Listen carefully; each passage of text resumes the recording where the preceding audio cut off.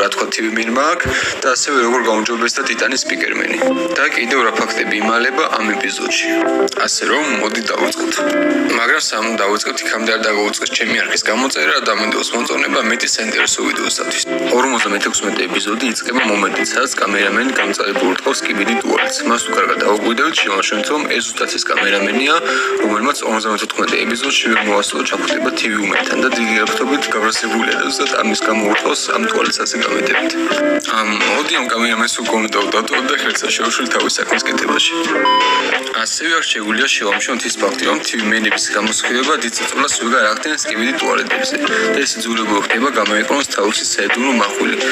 ასევე აქ TV-მენის თავსაც ხედავთ, რომელსაც შეუძლია მოძრაობა 60 გრადუსით, მაგრამ TV-მენის თავს არ გააჩნია საფრენი აპარატი TV-მენის მსგავსად. ხოლო შემდეგ კამერამენებს თავის აიბადზე მოსდის შეტყობინება, სადაც ასრულებენ, რომ მას ტანკი გაუნადგურათ. რის შედეგადაც მათ უახლოვდება TV-მენი და საკმაოდ იმედგაცრუებული სახით უყურებს კამერამენებს. და ზუსტად ამ დროს ის ამბობს, რომ ერთი სამუშაო ჰქონდა. ამის შემდეგ TV-მენი ტელეპორტირდება სხვა ადგილას. ჩემი აზრით, TV-მენი ამ დროს იმას გაბრაზდა, რომ კამერამენებმა ვერ შენარჩუნეს თავიანთი ტანკი და ზუსტად ამიტომ თქვა ერთი დავალება ჰქონდათ. ანუ ამ დროს კამერამენების დავალება ტანკის დაცვა იყო. და მაინც ჩვენ არავინ არ ვიცით TV-მენების განზრახვები თუ რა აქვს მათ ჩაფიქრებული. მხოლოდ ის ვიცით, რომ ამ ეტაპზე კამერამენებს ეხმარებიან. შესაძლოა TV-მენებმა ერთ დღესაც თავიანთ ხელს შეიგონს კიბედი ტუალეტების თვლიანად განადგურება. ამ მომენტისთვის კიდევ მოდი ჯერ დავვალდოთ ტიტან TV-მენს და ვნახოთ რა შემოხთავაზებს ის. და ჩემი აზრით წინ ძალიან მაგარი ეპიზოდები გულოდება, სადაც სამი ტიტანი გაერთიანდება და ერთად შეებრძოლებიან კიბედი ტუალეტებს. იმედია ეს ასეც მოხდება და რომელიმე ტიტანის სიცოცხლის დამთავრებით დასრულდება ეს ყველაფერი. ხოლო როდესაც TV-მენი მიდის, ზუსტად ამ დროს იწყება დიდი აფეთქება და ვხედავთ ცილს მოკიდებულ კამერამენს, რომელიც ცდილობს სიკაქცევას. შემდეგ კი ჩდება ტიტან სპიკერმენი მრავალი განახლებული გაუმჯობესებით. მან გაუმჯობესების შედეგად შეცვალა თავის დინამიკები. ადრე მის დინამიკები, რომლებიც თავის საფრენის გვერდზე იყო განთავსებული, ჰქონდა თეთრი ჩარჩოები. ახლა კი მის დინამიკების ჩარჩოები მთლიანად წითელი არის. და ამ ახალმა განახლებამ, რა თქმა უნდა, მის დინამიკები გააძლიერა სრულიად სხვა დონეზე. ასევე მას გააჩნია დიდი ჯავშანი, რომელიც განთავსებულია მის თვლიან ზურგზე.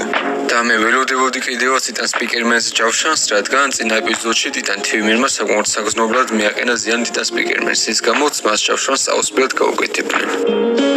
და ახლა უკვე მას ერთი ბლასტერი სმაგრად ორი ბლასტერი აქვს, რომლის ფორმები წინა ბლასტერთან შედარებით, რა თქმა უნდა, საკმაოდ შეცვლილი არის.